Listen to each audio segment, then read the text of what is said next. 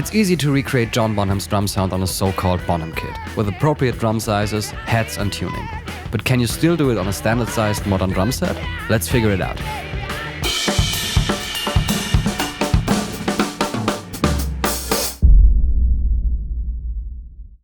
A few years ago, we recreated Bonham's famous drum sound here on the channel.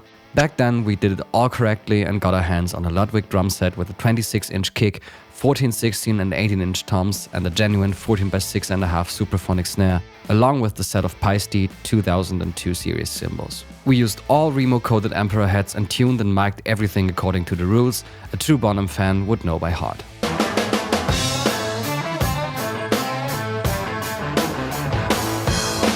This time though, we wanted a challenge. We're using a completely standard modern drum kit and we're pretty much ignoring all of the usual rules. Yet we're still trying to get as close as possible to that classic Bonham sound. So basically our setup looks like a list of everything the internet tells you not to do if you want to achieve this tone. But trust us, you'll be surprised how close we can actually get it in the end, so stick around.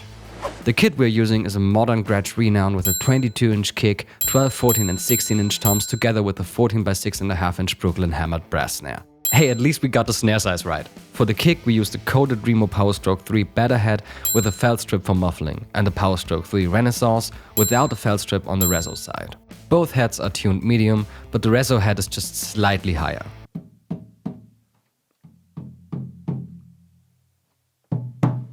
Here's how it sounds.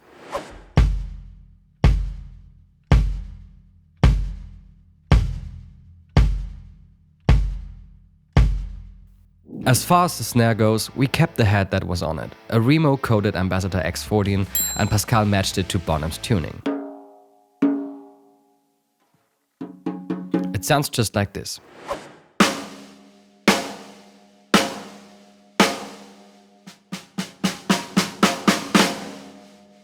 Pascal had to alter his tuning approach on the toms due to the smaller sizes compared to Bonham's. The coated Ambassador Better heads are tuned slightly higher than the Reso heads. This allows for lots of overtones without taking up the pitch of the whole drum too much.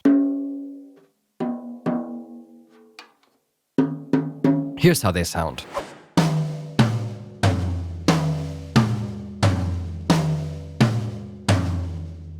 To complete the kit, we chose a 14-inch Zildjian S-Series Mastersound hi-hat, which at least has the wavy bottom like Bonham's Paiste Sound Edge hi-hat. Plus, it's not made of B20 bronze, which gets us closer to the Paiste 2002 alloy. We also chose the 18-inch S medium thin crash from the series as a left crash and rounded things off with a 22-inch Avedis right and the 20-inch Avedis crash on the right. An LP hi-hat tambourine completes the kit.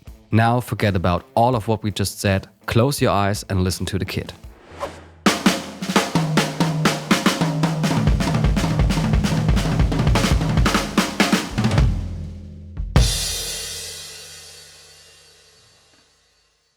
Pretty close, right?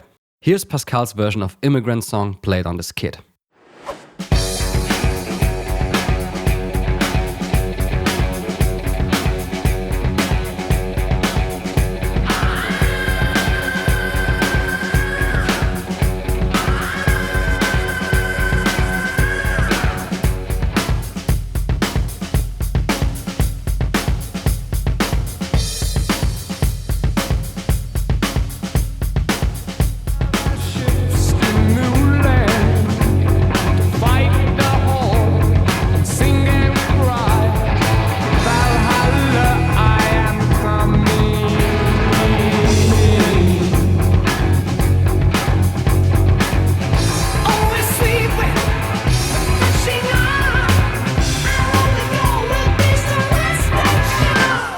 One thing we haven't talked about yet is the mics that we used. In order to be flexible when mixing this drum sound, Pascal decided to go with a mixture of Bonham-style Glyn Jones setup with biodynamic M90 Pro Access as overheads and an M88 MC740 combo on the kick, along with some more close mics than back in the day to make up for the wrong equipment choices we made. That's why we added an M160 on snare top, an M201 on snare bottom, TG I51s on all the toms and two MC930s out in the room. Here's another song played on this kit, Whole Lotta Love.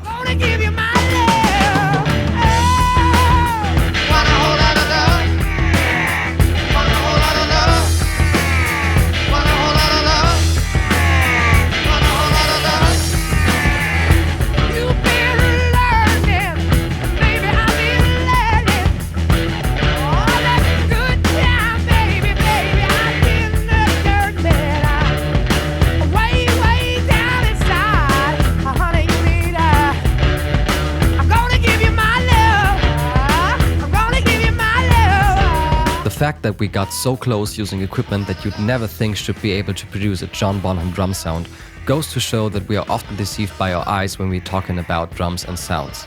If you just throw away any labels or brand names, you'd be surprised at what kind of sounds you can suddenly discover in your own drums. We hope that this inspires you to think a little outside the box, and we're sure it will lead you to discovering sounds that you didn't even know a set of drums could produce.